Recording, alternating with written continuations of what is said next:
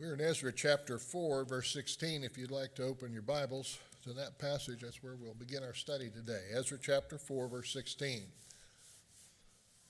A little difficult wading through some of this, the letters that are being written back and forth between Darius and the people of the land, the Samaritans basically. And we'll pick up in our study there and what happens and what results is what comes as a result of these letters that are being written back and forth and how things continue on. Before we get started, though, let's bow our heads in a word of opening prayer. Our Father God in heaven, we thank you for another day of life and for every blessing you give us, for this opportunity we have to come together as your children and study from your word. We're so thankful we can do so without fear and hope that that will continue. Our prayers is that we continue with this throughout many generations to come. We ask your blessings on us as a people, as a nation, and though as we are transitioning from one administration to the next, that it would be peaceful and that we would never have laws that would be enacted that would make things difficult for us in our service to you. We ask that you'll bless us as we go throughout the events of the day and our worship service, and hope and pray that all we say and do will be done in accordance to your will and be pleasing in your sight. We ask a special prayer on behalf of those who are sick of our number and are not able to be out with us, that you would strengthen them and that you would, if it be your will, restore them to a portion of their much-needed health. And be with those who are grieving the loss of loved ones at this time as well, and strengthen them. We ask that you bless us as we go throughout our lives and forgive us of the wrongs that we commit. We acknowledge those wrongs, but we also thank you that you were willing to send your Son to die on the cross on behalf of our sins, that we might have that hope of eternal life. We ask all of these favors and blessings and thanks we give in his name, the name of Jesus Christ, and amen. So basically, to sum up this letter that is being sent to Artaxerxes, which is probably simply a title name. It may be Darius, it may be another king, Ahasuerus, whatever the name of the king is. It seems like Xerxes and Artaxerxes are names that are given as titles to these kings. But whoever they are, this letter is being sent by the people that are in the land of Judea now, occupying it, and they've seen the Jews have come back and they're beginning to rebuild the temple. And so, of course, the Jews are telling them, we have the decree of Cyrus, we have permission to do this. Not only do we have permission, we have a command to do this from the king. And so they're writing a letter to the now king who is beyond Cyrus. Cyrus is now gone, but they're writing to him and saying that these people can't be trusted. And just to put it in a nutshell, they've rebelled. It said, be it known, verse 13, unto the king, that if this city be builded, and the wall set up again, then they will not pay toll, tribute, and custom, and so thou shalt endamage the revenue of the kings. So this is the kind of smear tactic that's being used. I wish I could say it's unfamiliar to us today, but this is exactly the kind of thing that goes on in the political world today, in our country and all over the world. It just try to discredit somebody else, try to smear them, besmirch them, make them look bad. And even though nobody's perfect, yet at the same time, it can't be that bad, can it? But this is the kind of smear tactic that they're trying to use. We left off in verse 16. They wanted to say, verse 15, that this is the reason the city was destroyed in the first place, because they're rebellious and you can't deal with these people. And so verse 16, we certify the king that if this city be builded again and the walls thereof set up, by this means thou shalt have no portion on this side of the river. You might as well forget about the tribute, the toll, the taxes, the customs, all of the means of revenue for the kings of the Medo-Persian Empire. This is before Alexander, of course, and the Greeks, but this is the kingdom after Babylon. And so this is what they're telling them, that these people are no good. and they're going to rebuild their temple. They're going to rebuild their wall. And when they do that, you're not going to be able to get anything out of them. They're going to just completely cut you off. And they've sent this back. And they even challenge him. Go ahead and check and see why the city was destroyed in the first place. Look at the records. You'll see. Apparently they had some knowledge of that, knowing that there were records in Babylon. Okay, verse 17 is the answer of the king back to them. Then sent the king an answer to Rehum the chancellor and Shimshai the scribe, to the rest of their companions that dwelt in Samaria. Any reason why the Jews might not like the Samaritans? They had some reasons, didn't they? And the rest beyond the river. Peace and at such a time, hoping to have a peaceful relationship. The letter which he sent unto us hath been plainly read before me, and I commanded, and search hath been made, and it is found, that this city of old time hath made insurrection against kings, and that rebellion and sedition have been made therein. So they knew, somebody knew apparently, that there was a record that said that they were in rebellion. Now, is there truth to that? There is. There is. Jerusalem did rebel against Nebuchadnezzar. They rebelled and refused to pay tribute to him. They refused to be subjected to him. And had God been with them at this time, they would have been protected. But God did not protect them. For what reason? They were not following him, were they? They were involved in idolatry. They were worshiping Baal. They were worshiping Molech, all the different gods of the lands of Canaan. They were becoming just like the Canaanites. And because of this, God gave them up and said, okay, that's the way it is. If you want to know a good book to read that gives you the idea, gives you what's on God's mind at the time just before this happens, read the book of Habakkuk. It's a little short one. But the book of Habakkuk, when Habakkuk the priest cries out to God, says, how long are you going to allow these people to be this rebellious? And basically, I'm just going to paraphrase it here. God says to Habakkuk, well, you wait till see, I'm working a work in your day you wouldn't believe if I told you. And here's the work. The work is I'm going to have the Chaldeans come in and they're going to clean up on you. They're going to beat you up. They're going to take you captive. And Habakkuk's charge is, how can you do this? You can't do this.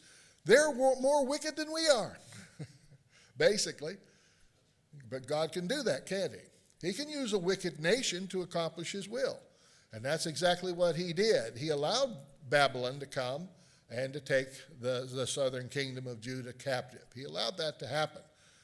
And Habakkuk, of course, resigns himself to the fact that, well, we're messed up. If you read the book of Haggai the prophet, it's contemporary with all this that's going on in the book of Ezra, though, especially the first part of it. Ron? He uses wicked nations to do that, but in the end, those wicked nations have to pay the price. They do. Babylon was punished too, weren't they? Nebuchadnezzar personally was punished.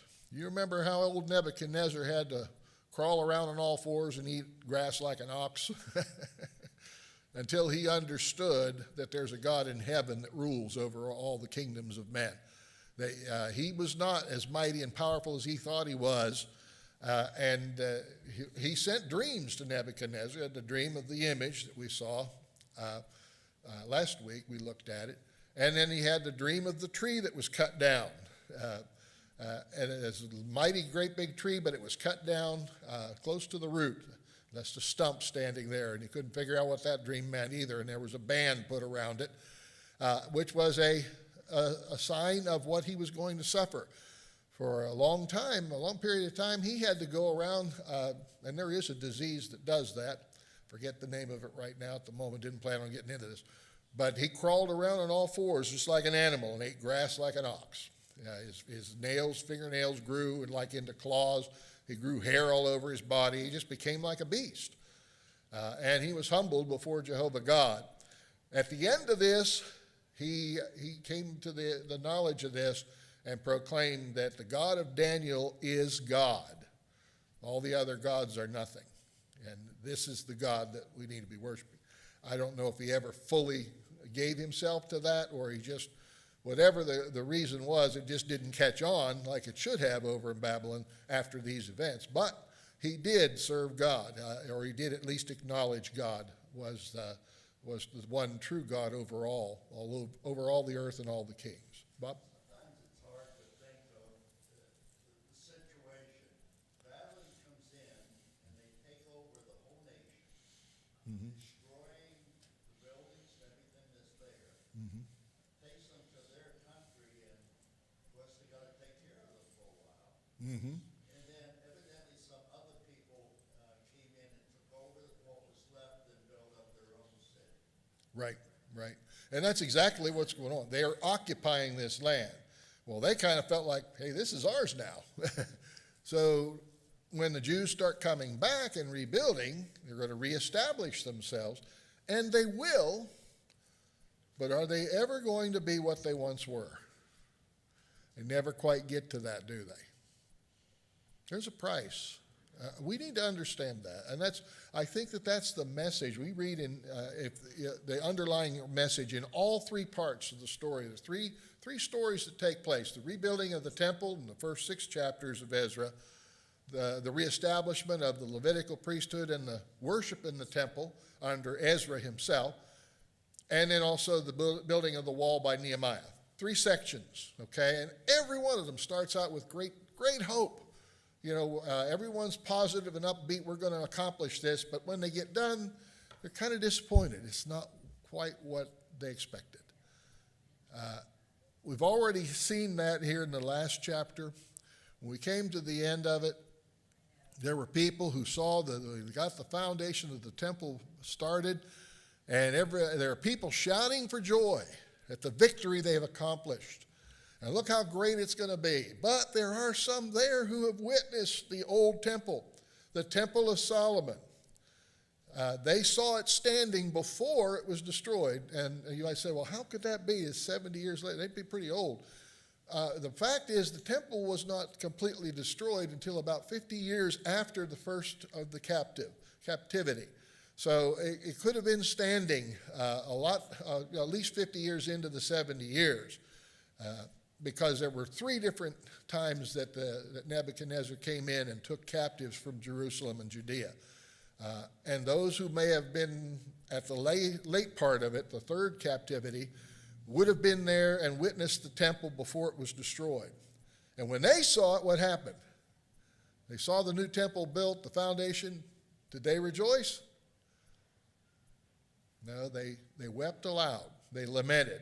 And their cry was great alongside the cry of joy from the others who had not witnessed it, and you couldn't tell the difference. There was just a great noise that was made. It was heard a long way off as they shouted with the laying of the foundation of the temple.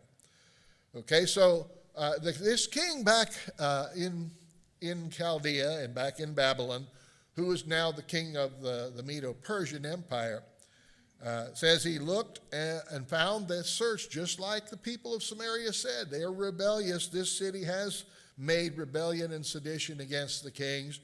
And so therefore, he says, there have been mighty kings over Jerusalem also, which have ruled over all countries beyond the river, and toll, tribute, and custom was paid unto them.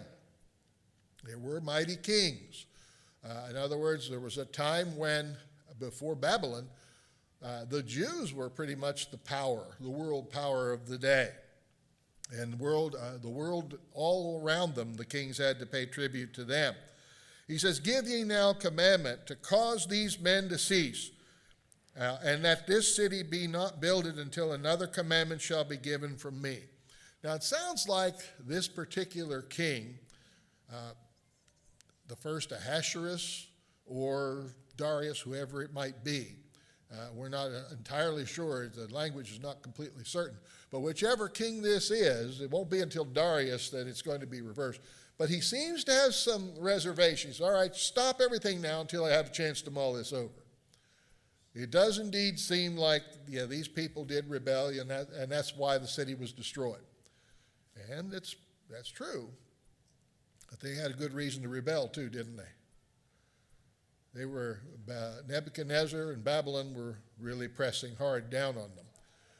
And and of course, they rebelled. They felt that they didn't have to pay tribute. They were a sovereign nation in and of their own right, so why should they pay tribute to Babylon? Well, the reason why is because Babylon was so powerful, and they were not powerful anymore, and they rejected their God, therefore God didn't protect them. The only reason they were able to do what they did anyway is because they had God's blessing. Think about that. The nation of Israel coming out of Egypt as slaves, 40 years wandering in the wilderness, and then entering into the land and defeating, within about 7 years, the entirety of the land. Fortified cities that they didn't build. They came in, took them over, and they expelled the inhabitants of the land, just as God commanded them to do. And they were able to live in the land. As long as they served God, the land would support them, and they would prosper, and they'd be protected from their enemies. And they have all kinds of ups and downs during their history. But eventually, this is what happened. The northern kingdom, often referred to as the 10 northern tribes, they were taken by the Assyrians, and they were either killed or enslaved. Those who did remain behind were, of course, he has supplanted them with other people, and they interbred. They became the Samaritans. So that's really where they came from, the Jews later being captive in Babylon. And they return to the land to rebuild and reestablish. And they do. Remember the prophecy of Jacob to his sons? And he goes over Reuben, and he goes over Levi, and he goes over Simeon, and then he comes down to Judah. And Judah being not his firstborn son, but you'll remember that Reuben slept with his concubine, with Jacob's concubine. He was rejected. Simeon and Levi, they were vicious and cruel. You remember they had Dinah, their sister, who the man of the land wanted to marry their sister, and they wound up deceiving them into being circumcised. And when they were sore, they came in and fell on them and killed them all. So Jacob said, "You've made me to stink in the nostrils of the inhabitants of the land." So he was angry with them too. He comes down to Judah, and he calls him a lion's whelp. And then he says, "The scepter shall not depart from Judah until Shiloh come." That's a prophecy concerning the sovereignty of Judah. Judah is going to remain a nation. Judah is going to remain having the ability to have kings and rulers. And even though they're in Babylon, and even though there's a pause put on everything, they are still going to come back and set themselves up. Not quite what they used to be, but they're still going to be their own sovereign nation. They're going to last until the Messiah comes into this world. And of course, they did have that ability. Part of that being the sovereignty of the kings. That was their responsibility to be able to inflict judgment and punishment, capital punishment, on those who were criminal. That was part of their duty and their privilege, even as the sovereignty of the nation. They had that privilege up until just shortly after Jesus was born, and that privilege was taken away. Rome said, "No, you're not going to do that." They might look the other way, a stoning here and there, but they weren't going to allow them to officially execute anyone without their permission. So their sovereignty had been taken away. That should have told them something. That should have told them the Messiah was here, just simply for that fact. But God preserved the nation, even though it was a remnant, even though it was small, he preserved that nation to bring Christ into the world. And not much longer after that, after the rejection of the Messiah by the Jews, the rejection of Christ as he hangs on the cross, it would be only another about 40 years, and that nation would be completely and utterly destroyed. The remnant of the people that are here today can't trace back to their tribes, their roots. They just simply know they're descendant from the Jews, and that's it. Because really the ruling class, all the records were lost when Rome came and destroyed the temple and destroyed the city in 70 AD. But all that runs together. But here we've got Darius, or Artaxerxes, whoever you want to call him. Artaxerxes, probably a title, saying, okay, it does appear to be that this is the way it was. They rebelled, and so that's the reason they were destroyed. And so he says, give the commandment that this ceases until you get another commandment from me. So it looks like he's going to look into this a little bit further. He's going to try to find out some more of the reasons behind all of this.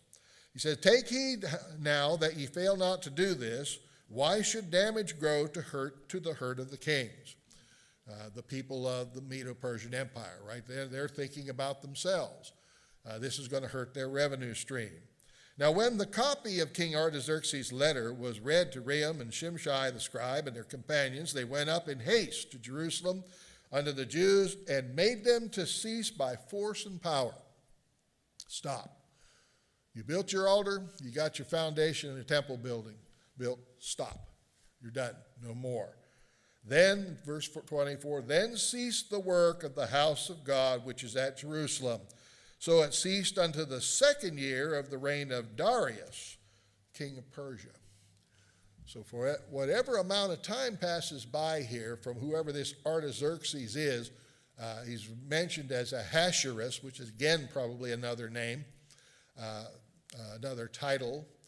We're going to find out that that's the same name that's given to the king in the book of Esther. I hope I'm not confusing you about all this. It's kind of confusing me standing up here saying it. Remember, Esther is going to occur sometime during the history of the book of Ezra and then before Nehemiah. So what happens in Esther is actually in the middle there. But Ahasuerus is called the king under Esther's time, under the book of Esther. But this man, Ahasuerus, whoever he is, this is a little bit before that time. So we understand that this Darius is the next king in line. And so this is going to continue for a time. I don't know how many years goes by. I don't think anyone really knows for sure. But the work on the temple ceases here at the end of chapter 4. Ron? That stoppage, was that about a 10-year stoppage? What's that? I'm reading something about, I think about a 10-year stoppage. Possibly, yes. It was more than just a week or two. There was a good amount of time, but not a tremendous amount, because we're going to find out that the same people are still in charge. Zerubbabel, who is the man that is, which means not of Babylon, who has come back to rebuild the temple, has that charge from Cyrus himself, and also Jeshua, the high priest. They're going to be involved in this as well. So they're still the same two men, the high priest and Zerubbabel, who's in charge of this. And the reason why they start building it opens up chapter 5. They start rebuilding the temple again. They were by force made to stop. I don't know what the force was, whether they came with force of arms. It sounds like they did. But whatever the reason, they were buffaloed into stopping the construction of the temple. They had just celebrated the laying of the foundation, but they didn't get much further until they were ordered to stop. Now look at verse 1 in chapter 5. Then the prophets, Haggai and Zechariah. Okay, so this is when these prophets lived. We often look at the Old Testament. If you look in the beginning of your Bible and you see how the 66 books of the Bible are laid out, the 39 and the 27. You look at those books. And the books in the Old Testament, you got Ezra, Nehemiah, and Esther right in the middle of the thing, maybe even toward the beginning of it. You got all these prophets come after. And I used to kind of view that as, well, these prophets here are a long period of time in between Ezra and Nehemiah, but actually they were contemporary. The last of the prophets, actually, were writing during this time period, the times of Ezra and Nehemiah. So that's kind of an interesting turn of events. The actual end of the history of the kingdom of Israel is coming in Ezra and Nehemiah. And about 400 years in between, that we have very little information and nothing from inspiration. I know that we have a disagreement with our Catholic friends on that, and they're the apocryphal books that they include as canon in the scriptures, another 7 to 10 books, and they don't even agree on that. But those books are not considered to be inspired works, yet they are valuable to us historically, the apocryphal books. But really, these prophets are contemporary with Ezra and Nehemiah. You recognize these, the last three prophets are Haggai, Zechariah, and Malachi.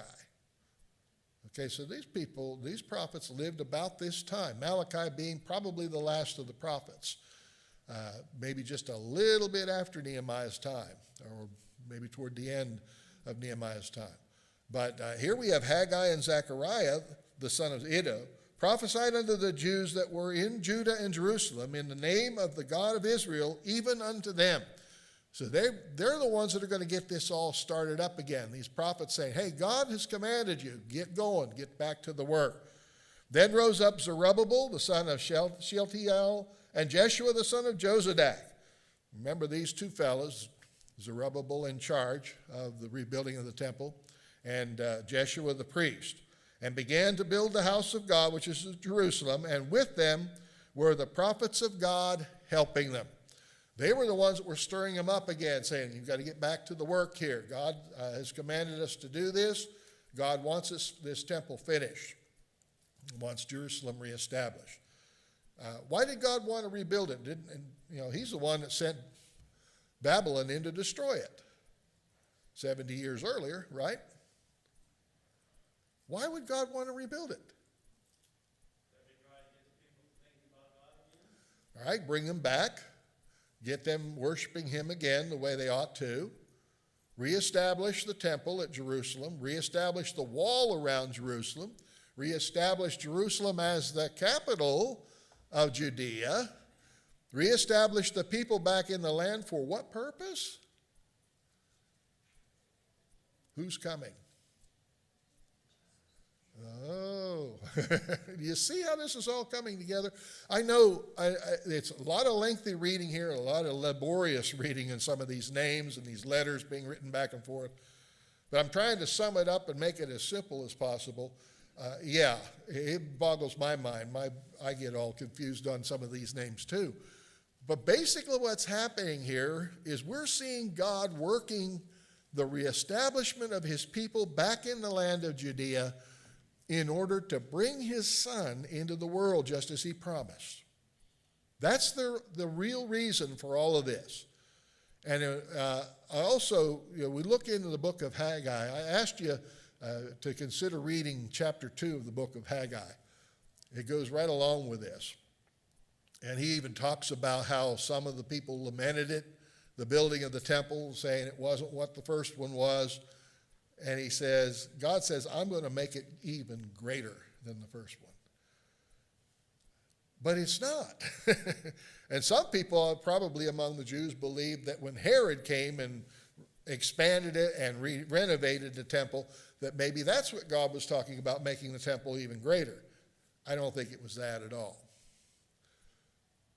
Because God's not impressed with buildings and structures, is he? What did he make greater? In the days of these kings, God of heaven will set up a kingdom which shall not be destroyed, and neither shall it be left to another. Think about it. Every kingdom is left to another, eventually. The king that's in charge now, as powerful and glorious as he might seem to be, gets old and dies. And his kingdom is left to another, right? You don't know what he's going to be. Solomon lamented that, didn't he? You save up and you give, you work all your life and you leave it to your son, you leave it to and you don't even know if they're going to be wise or a fool. And the kings are great evidence of that. They didn't always rule wisely, did they? Even if their father did. Okay? But God's going to set up a kingdom that's not going to be destroyed. The glory of the temple then is not going to be in the physical structure here on this earth. The glory of having the temple in Jerusalem reestablished, the glory of having Judea back in place as a sovereign nation. Remember the scepter not departing from Judah until Shiloh come. That's what it's all about.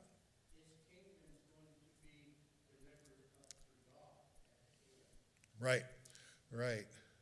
So that kingdom is going to be delivered up to God in that last day.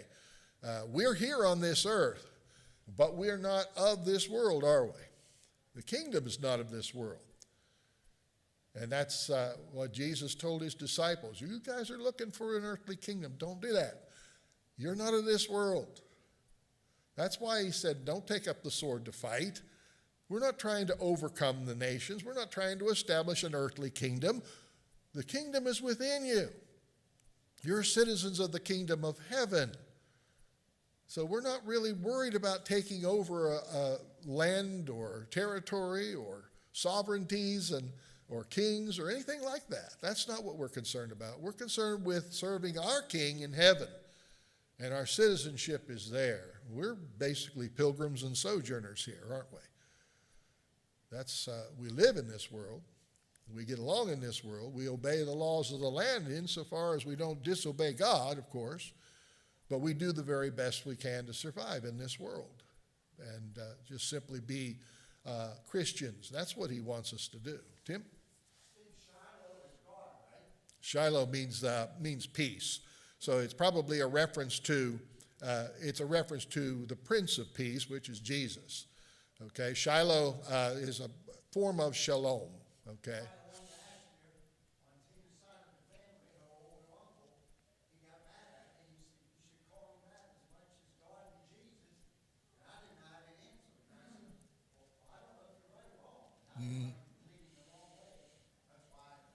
Right. Right. Shiloh, Hosanna is another term that's used. All of these are terms that are referenced. Hosanna means save us, Lord.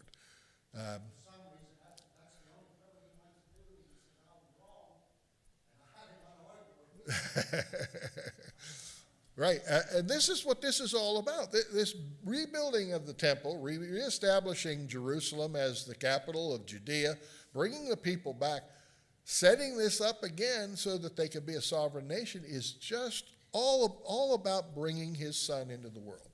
That's what it's all about, because they're not going to last for very long. And if you look at the book, especially in Zechariah, the prophets, what they have to say, if the Jews would have read those books and looked at them and realized that, they read the parts where Israel's going to prevail over and over again. But it's not talking about this Israel. It's talking about the spiritual Israel that's going to be established in those days. Because when they refers to the temple, refers to the land of Judea, it doesn't look good. It's going to come to an end. And they prophesy that. But they don't want to recognize that. They're blinded to it. And they just seem to think that every reference to the victory of Israel is to themselves. But it's not that Israel, it's the spiritual Israel, the church, that's victorious. They had a hard time reconciling that. Today, I caution our religious neighbors and friends. Good people, I understand that. But those who believe that the Lord is coming back to establish a kingdom here on this earth, why would you make the same mistake that the Jews made 2,000 years ago? Why would you make that same mistake? They assumed that Jesus would come, that the Messiah would come and set up that worldly kingdom, and he didn't do that. And so today we have people who consider themselves Christians who are saying, Jesus came to establish his kingdom, but he was rejected, and so he set up the church instead. But he's going to come back, and he's going to set up his kingdom someday. No, he set up his kingdom. Just like Daniel prophesied, in the days of these kings, he would set up the kingdom. And that iron kingdom, the feet mingled with clay, division in the middle of that kingdom, that was the time that he established it. There's no doubt that the legs of iron, the feet of iron and clay refer to the Roman Empire. There's no doubt about that. It just follows the history. Babylon, the head of gold, and the shoulders of silver, the Medes and the Persians, and the waist, the thighs of brass, of the Greeks, and then the iron, strong iron Roman kingdom comes after that, and it's in the days of those kings that he establishes his kingdom. This is not something that's coming in the future. It's already here. That's the kingdom. That's the glory that is given, that God says in Haggai 2 is going to be greater than the old temple. It's not a physical structure. God's not impressed with those anyway. Even Solomon recognized it when he built his temple. You remember, he says, what kind of a house can I build for you? I built you a house, but what kind of a house will you dwell? Does the God of heaven dwell in houses made with hands? How in the world can that be? And even Solomon realized, after all the effort he put into the temple, he realized the God of heaven doesn't dwell in houses made by hands. He just doesn't. And yet God said, okay, for your sake, I will. I'll dwell in that temple. One of the things that they said was lacking from this temple, even after it was built, was the fire from heaven, the Shekinah, they called it. Didn't come down and start the fire on the altar. They had the fires already started. They'd done that. They began sacrificing to God even before the temple was made. They had the altar in its place, and they were sacrificing there as the temple was being built. But there was no dedication. When that dedication of the temple, there was no fire from heaven. There was no heavenly sign to let them know that everything was good and acceptable. God didn't do that. It's kind of interesting he didn't. So again, he's not referring to the physical structure as being great. This is just simply a means to an end. Getting the temple, getting the city reestablished, getting the Jews back in Judea was to bring his son into the world. That's the only real reason for all of this, okay? But God helped them. He did bless them, as we see here at the end of verse 2. Verse 3, at the same time came to them Tatnai, the governor from this side of the river. This side of the river simply referring to the land of Canaan or Palestine or Judea. I am not even going to try to say that name, Shethar-boznai, and their companions, and said unto them, who commanded you to build this house and make up this wall? Who commanded this? All right, because they've already, for a period of time, I don't know how many years went by, they've already by force commanded them to shut it down. No more building. And now all of a sudden they start building again because the prophets are urging them to do this. God's commanded them, and they're going to do this. All right, so who commanded you? Then said we unto them after this manner, what are the names of the men that make this building? Okay, in other words, we want to take names. We want to know who it is that's doing this. But the eye of their God was upon the elders of the Jews, that they could not cause them to cease, till the matter came to Darius. And then they returned answer by letter concerning this matter. So again, another copy of a letter that we're going to read here briefly. I'm going to go over it briefly because it's pretty tedious again. But now we're under a new king. We're under Darius, the second year of Darius, as it's been stated in the beginning of this chapter. But this is the man we want to know who's responsible for this. We're going to take names. And we're going to send them back, and you're going to be in big trouble when we get get the authority. Maybe somebody's heads are going to roll because of this. You're disobeying. You're rebelling against the king's orders to stop building until I give you a command. Okay? The copy of the letter, the Tatnai, the governor of this side of the river, and Shethar-boznai and his companions, the Arphaxadites, sent on this side of the river, sent unto Darius the king. So again, the Samaritans, let's just say it that way. We understand that. The Samaritans send another letter. They sent a letter to him wherein was written, unto Darius the king, all peace, be it known unto the king. We went into the province of Judea to the house of the great God, which is builded with great stones, and timber is laid in the walls. This work goeth fast on, and prospereth in their hands. Now, there was a commandment given to stop this, but the work is going on. There's great stones and timbers that are being erected here. And then asked we of those elders and said, who commanded you to build this house and to make up these walls? We asked their names also to certify thee, that we might write the names of the men that were chief of them. So we're going to round up the ringleaders for you. Okay, here, this guy Zerubbabel, and and you've got Jeshua the priest. Now, these are the ringleaders among them. Probably they took down Haggai's name and Zechariah's names too. These are the ringleaders among them, and they're sending this letter to them so that they can straighten this all out. We're going to put a stop to this again. And thus they returned us answer, saying, we are the servants of the God of heaven and earth, and build the house that was builded these many years ago, which a great king of Israel builded and set up. That meaning reference to Solomon. Okay? So they gave that answer. But after that, our fathers had provoked the God of heaven. Now notice this part here. They're going to tell the reason why the first temple was destroyed. After our fathers provoked this God, Jehovah God, the God of this temple. He gave them into the hands of Nebuchadnezzar, the king of Babylon, the Chaldean, who destroyed this house and carried the people away into Babylon. Okay, so they acknowledge this, don't they? And that's a good thing. They were willing to acknowledge the sins of the people as a nation. But in the first year of Cyrus, the king of Babylon, the same king, Cyrus, made a decree to build this house of God. Now, why is Cyrus referred to as the king of Babylon? He was a Mede. He was a Persian, wasn't he? He was. Where did he rule from? Remember, they overtook the Babylonian kingdom. So that's where he's ruling, is in Babylon. But Cyrus, the first year of Cyrus, the decree was made to build the house of God. Now, it's interesting because whoever it was that showed this, if you looked in the book of Isaiah, before the captivity, before Babylon even came into the land of Judea, says that the king was going to give them permission and calls him by name. Cyrus, the king, is going to give you the means to rebuild this house after it's destroyed. That's pretty amazing. Maybe it was Daniel. Maybe Daniel, during the reign of Cyrus, was able to show this to him, still living in the land of Babylon. And that convinced him, and he was honored to make the decree. But notice what's said here.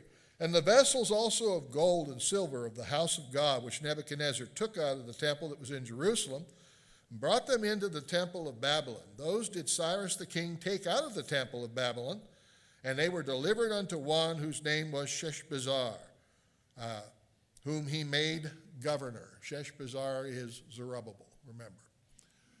Sheshbazzar. And said unto him, take these vessels, go, carry them into the temple that is in Jerusalem, and let the house of God be builded in its place, in his place, or in its place, we would say. And came the same Sheshbazzar, and laid the foundation of the house of God, which is in Jerusalem. And since that time, even until now, that hath it been in building. And yet it is not finished. We're still not done, but we're in the process of it.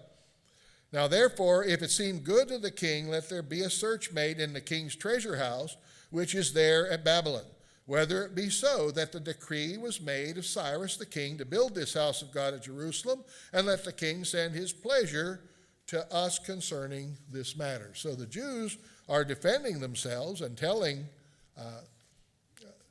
the king Darius that we'd like to have your permission to continue the building. So search the records and see if there's not a command that's given there. Is there one?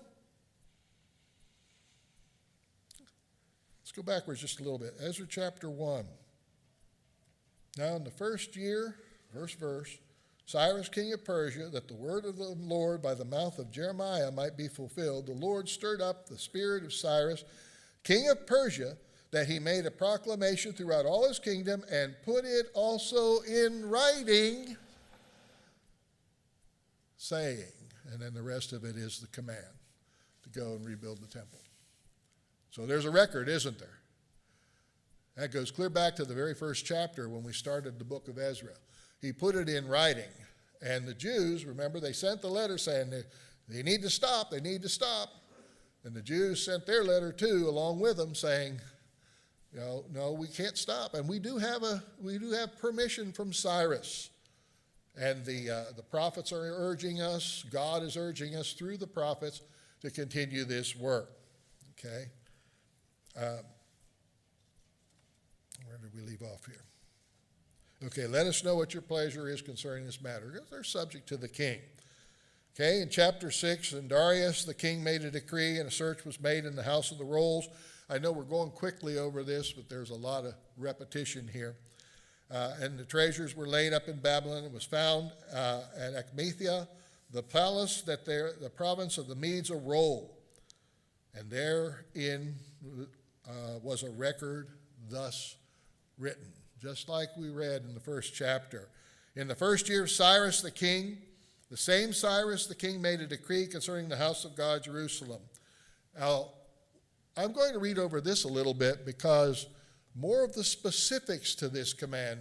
It starts out in chapter 1, it's very basic, but more of the specifics of what Cyrus actually commanded is found in this roll, in this record. He said, "Let the house be builded, the place where they offered sacrifices, let the foundations thereof be strongly laid, and the height thereof 80 cubits, the breadth thereof 80 cubits." He's even going into the matters of how the temple should be constructed. And with three rows of great stones and a row of new timber, let the expenses be given out of the king's house. So whatever charge is, now other people they're going to donate, the Jews are going to donate to it as well, but anything above and beyond this, where were the expenses to come from? How were they to be paid for? The king himself is supposed to pay for them. You know, things like that don't just usually happen, do they? They're going to build the house for the Jews and pay for it? Is the hand of God involved in this? It most certainly is. And that's the amazing thing about it. You know, I mean, you might think, oh boy, this is a long, drawn-out book, and it is. I agree with you. There's a lot of wordiness in it. But if you just get the gist of it, just getting the gist of it. Here you've got a foreign king that's giving a commandment, and not only does he give the commandment, he writes it down, because the laws of the Medes and the Persians, that's mentioned many times in the scriptures, it's irrevocable. When you write it down, it's irrevocable. It's got to have, it stays, and they keep a record of it. All right, this reason why I believe it was Daniel that was thrown into the den of lions, because it was written down that nobody prays to anybody but to the king for 3 days. and I know that the king went ahead and signed that, signed the writing, because it was only for 3 days, but Daniel couldn't do that. So he wound up having to be thrown into the lion's den because the king made that decree and put it in writing, and they couldn't go back on it. There's a reason why that is recorded, so we can understand that these writings can't go back on them. The reason why our temple was rebuilt, the Jews could say, is because the Medes and the Persians put it in writing. There was no way to go back on it. We can understand how that all comes about, the amazing part of this, rebuilding it, getting it established so God could bring his son into the world. That's really what it's all about. Dave?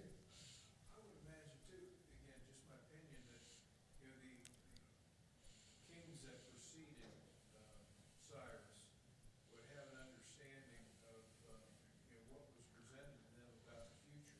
The Mede and Persian Empire were going to rule for a period of time, and then the next group would come, who would represent them, Alexander the Great and all that. I'm sure that was passed on, it's just not recorded, and that would be that would open your eyes to a lot of things. You're following what the large God says to do. Right, the great God. The great God. So the Samaritans are noticing this, aren't they? The Samaritans are saying they're building the temple of the great God in Jerusalem. Well, what are you opposing it for? They actually, and the Samaritans, as we've already noted, are following the Pentateuch, the first 5 books. They've got some paganism mixed in there too, but they are following the first 5 books of Moses. So why would you stand in the way of rebuilding the temple? Well, they look at it as being a nationalistic thing, and that the Jews are more trouble, and then, of course, they come and take over again. They're going to be pushed out, which they were. But anyway, we're out of time right now. We could go on and on about this. But it is a good study for us to understand where they're coming from on this. We'll pick up there, Lord willing, in chapter 6. I believe. Yeah, I'll figure it out. I wonder if some of the animosity came from Haman or before Haman. Some of that, yeah, that all plays in there. It seems like it kind of nested. Sure. And Haman is also referred to as an Amalekite. So I thought Saul destroyed all that.